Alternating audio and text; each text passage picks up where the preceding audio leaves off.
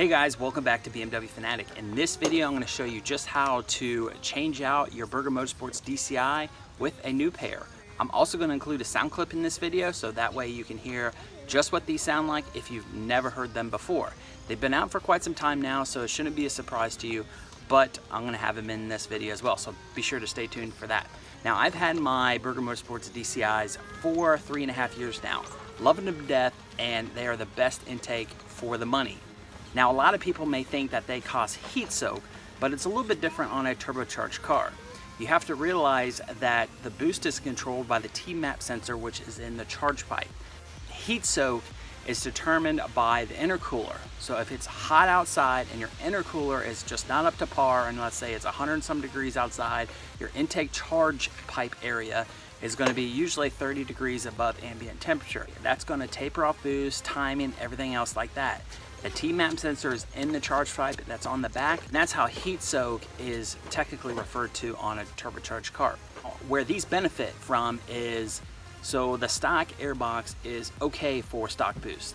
Now, if you're running anything higher than stock, the DCI is going to target the boost easier, so your turbocharger is not going to work as hard. That's the whole point around these in general.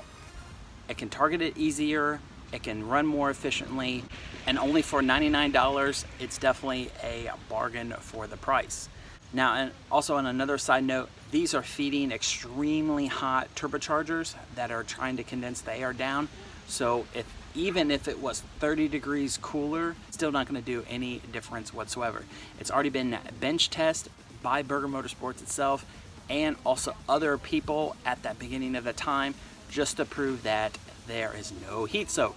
If you have heat soak, you need to upgrade your intercooler so that way you have it better than the stock intercooler. The stock intercooler does produce some heat soak, so therefore that's going to be your first modification that you need to do. So let's go ahead, we're going to jump to the hood right here. I'm going to pop my old ones out, pop the new ones in just so you can see them, and then that way we can do a sound clip right after that.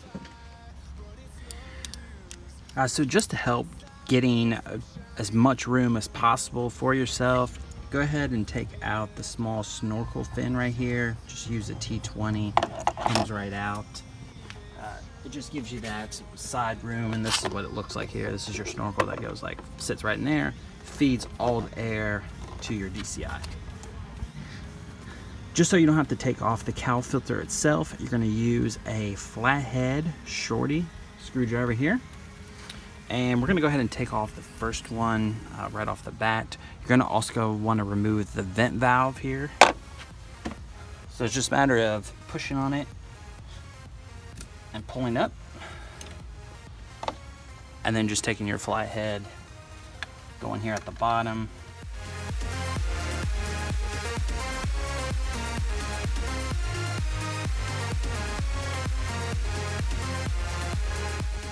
So here's my old filter. As you can tell, just over time, it just, it gets beat up quite a bit. Having it for that long, especially I've had them out, down on the ground, rolled around, stuff like that. Rear is same thing, small flathead screwdriver. You have to get all the way in the back.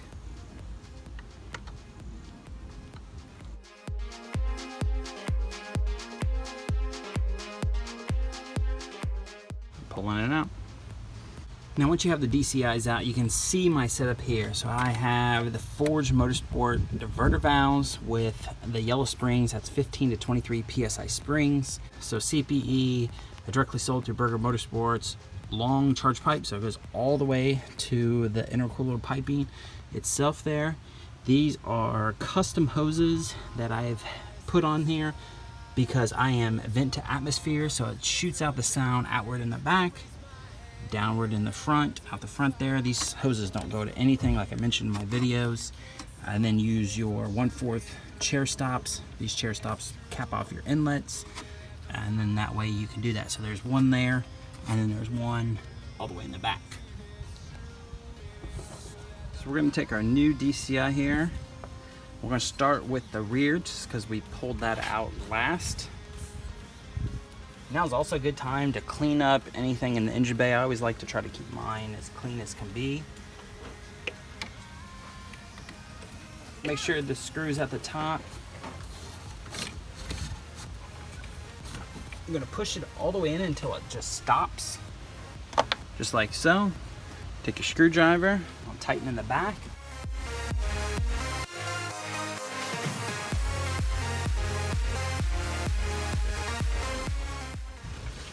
Another good way to test if it's tight or not, all you have to do is just wiggle on the DCI itself.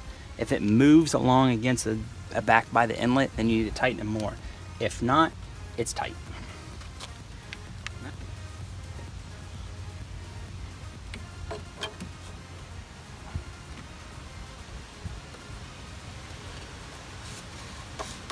Slide it all the way on.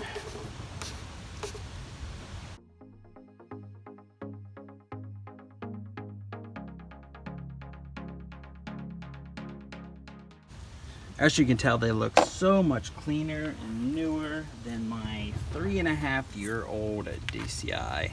Like, let's see a difference. And I've already cleaned these and everything.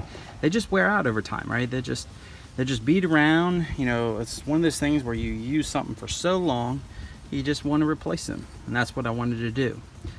Now, we're gonna make sure, put our breather hose back on. Make sure that clips. Both of these are tight. Make sure nothing else came out when you were installing them. Snorkels just like so. Slides right in here. Just like that. T20 screws go on each side.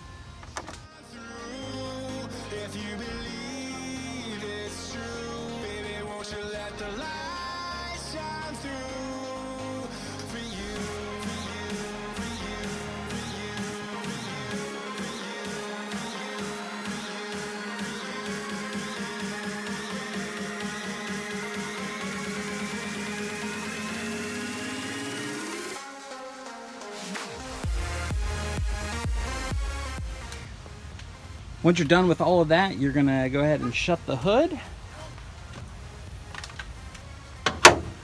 And now let's go and do the sound clip.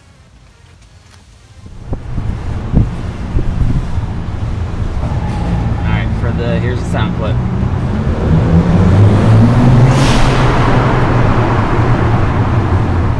Beautiful. That sounds great. I'm gonna do it one more time. So here we go, sound clip number 2.